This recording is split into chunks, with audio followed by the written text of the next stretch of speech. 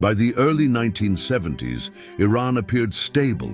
The Shah ruled absolutely, opposition was silent, oil wealth poured into the state. But stability built on fear is fragile, and it was beginning to crack.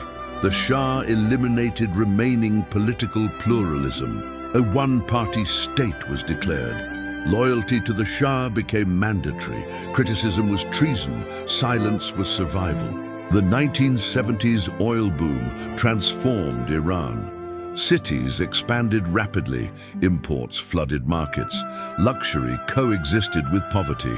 Inflation surged, housing shortages worsened, corruption spread through every level of government, economic growth deepened inequality, millions migrated from rural areas to cities. Jobs failed to keep pace, universities overflowed with unemployed graduates, workers faced stagnant wages, the promise of prosperity rang hollow.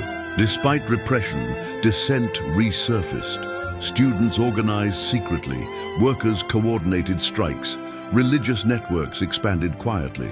Cassette tapes carrying messages from exile spread rapidly. Fear still existed, but obedience was fading. In 1977, protests began. The regime responded with arrests.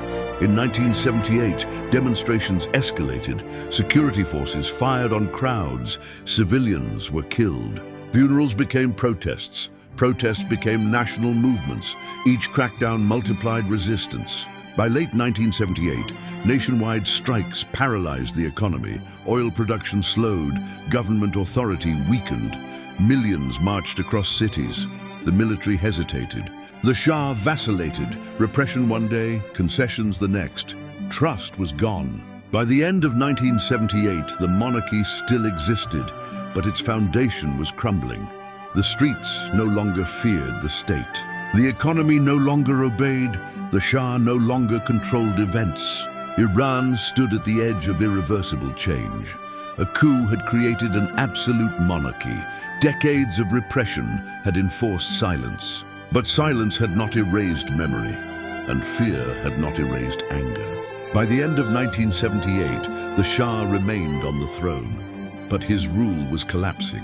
Stay tuned for part 3 of this documentary, where we take a closer look at the fall of the Shah and what followed.